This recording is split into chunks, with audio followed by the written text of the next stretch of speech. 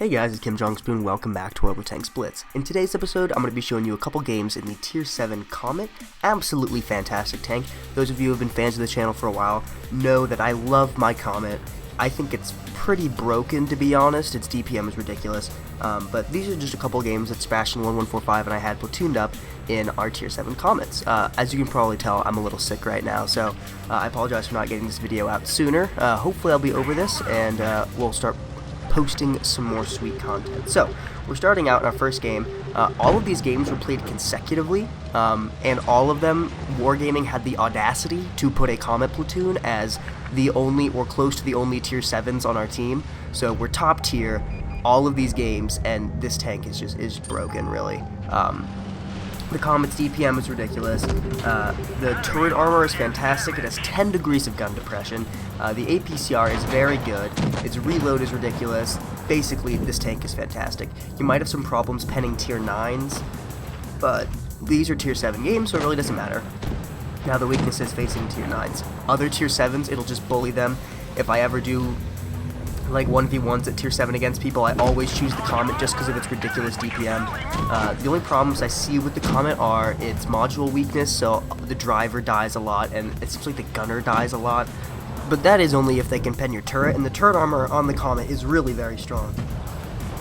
So the frontal armor of the turret is 111mm. Now that's not very good, but the gun mantlet is very, very, very thick. So you can have really strong frontal turret armor, and especially if you use all of your gun depression and you angle the gun downwards so that your turret is at an angle to the enemy, you'll see that the upper turret of the Comet has a nice slope to it. That can be penned on even ground, but if you're looking down on someone, then that's really difficult to pen. I mentioned the DPM, I just crunched the numbers on mine, so I'm tricking out my Comet with a gun rammer, vertical stabilizer, and coated optics. I could run vents on this to increase my DPM even more, but then I'm using all the best provisions, so I'm using improved fuel, black tea, and pudding anti, and that puts my rate of fire at 18.41, and that means my damage per minute is 2,940, which is ridiculous. I could probably break 3,000 if I use vents, but 2,900 DPM is insane. People talk about the E25 on PC being broken, and that has about 2,700 DPM, so really this tank is broken with its damage per minute. But that is assuming you can pen. If you can't pen, the damage per minute is useless. So in Tier 7 games, you can bully people. In Tier 9 games, you'll probably have trouble penning a lot of like the E75s, or IS-8s you can usually pen. You'll have problems with STIs, obviously, because they're ridiculous. So right here we've seen that Sebastian 1145 and I have all of the kills, and there's one guy left. This tank in platoons, especially when you have like voice communication, Skype, Discord, TeamSpeak, whatever, is really strong because you can pick someone and then you almost have 6,000 damage per minute. So you can take all of the health off of, you know, a KV4 or other Tier 8 heavies in 30 seconds, in 45 seconds. So this tank is really very good in platoons. A lot of tanks aren't that good in platoons because they have a lot of weaknesses, and if you have two tanks with the same weakness, then you're kind of just showing that weakness very strongly. So, for example, Borsigs are great if you don't get spotted. Like a Borsig platoon, if you get spotted, then it's just a big damage farm for everyone who shoots HE. 2,324 damage there. Seb and I carrying the team like bosses. But then again, we got all the damage, so the team really didn't have a chance to do a whole lot in that game. On this game, we're going to push all the way up to the southwest side of the map. This new map is interesting. Canyon, I don't know if I like it. We've basically stopped going to this side because it's too open, and now I think the meta is really everyone going to the other side. Somehow we penned that shot. Well, hitting the shot was a miracle, and then of course we bounce off the side of an SP1C, so his tracksuit, that one, thank you very much, RNG. But the other side of the map is really nice. There's a nice area for heavies to brawl it out, or for mediums to flank the heavies who are brawling it out, but this side is just too open.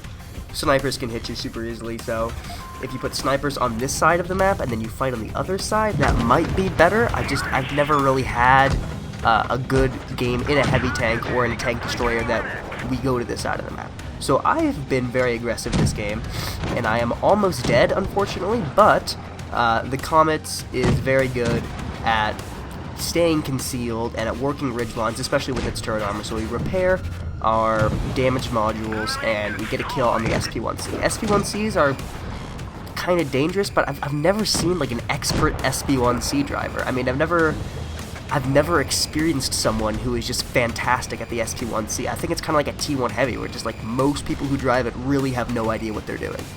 But it might just be me.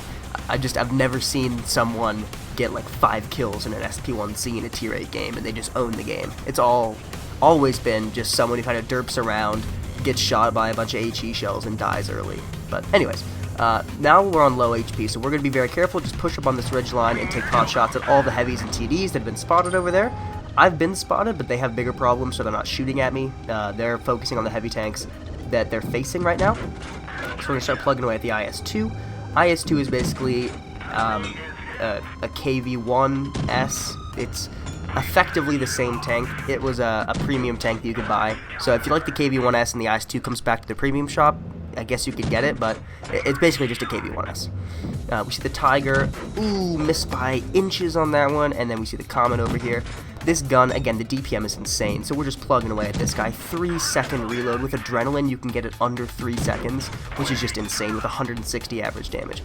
Don't quite manage to kill the Comet. Try to sneak a shot under the train there, but it looks like the T-20 took our kill on that one. And that is game. That was pretty quick. A lot of these Comet games are pretty quick, just because, 3,000 damage per minute with 2 Comets, and there's not a whole lot of HP on the other team. We only do 1,500 damage there, but we do make 20,000 credits. So before I actually owned a premium tank, I would play the Comet to make credits, because you make about 30,000 credits a game.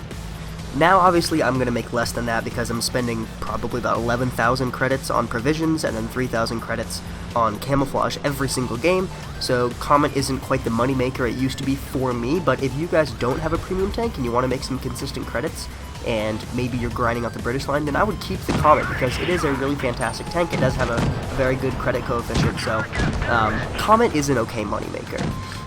We're here on Middleburg, and we've pushed up with all their own mediums to the hill, and we're just bullying all the other tanks that are over here. The T-71's on his reload, so he cannot fight back right now. I probably could have shot HE into his rear, but he's going to die anyway, so it really doesn't matter.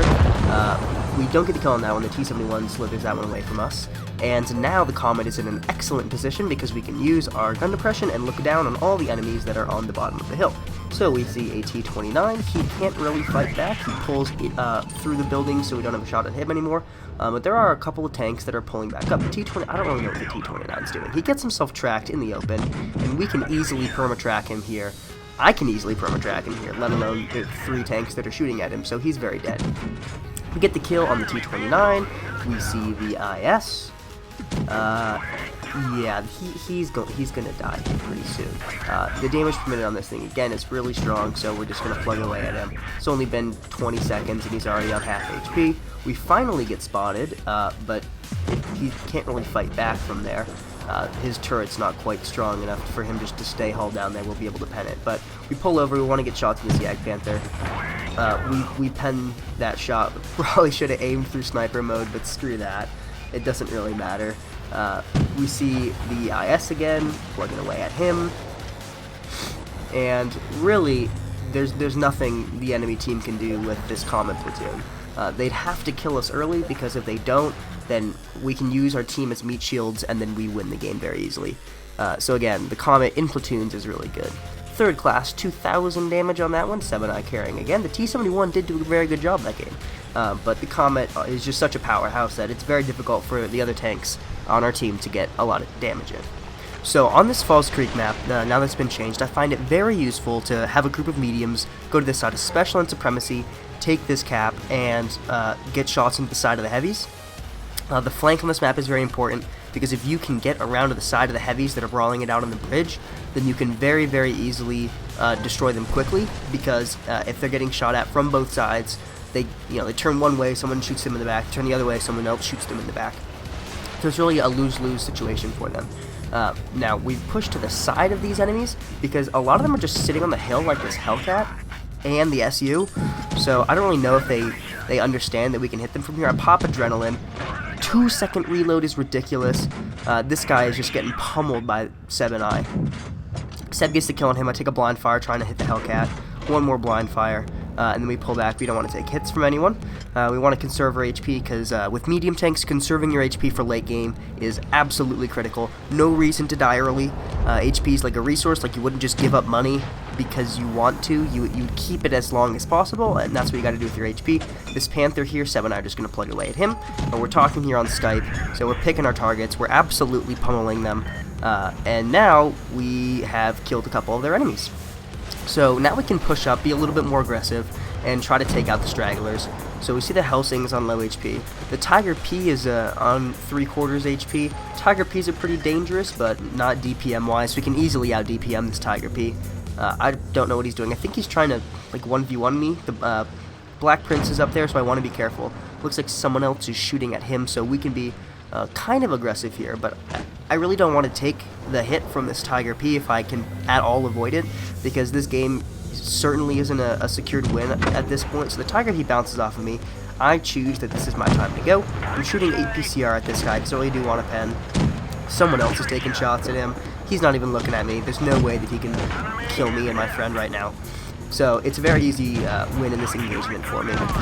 I do get hit by the Helsing, unfortunately. So we decide to push up and kill him. 1 shot into the Helsing, and 2 shots. That was a very risky shot, but of course it lands because the Comet has fantastic RNG. That's not a real thing, but confirmation bias. RNG loves me in my Comet. So right now there's 1 D left. Seb and I are just pummeling him. Really, there's nothing this guy can do. He's tracked. I'm perma-tracking him. He can't turn his turret fast enough to hit Seb. I'm actually going to try to steal the kill on this one like a mouse, but I don't get it because I somehow bounce off his sidearm. But that's okay. You can't get all the kills. So I hope you guys enjoyed this video of these 4 games in the Tier 7 Comet. I love this thing. I've said it time and time again. This thing is absolutely fantastic. If you do go up the British medium tank line, I would keep the Comet because it's just a great moneymaker, all-around good tank, and it's very broken. So, hope you guys enjoyed this video. If you did like it, please do leave a thumbs up down below, and stay tuned for more awesome tank videos. Thanks.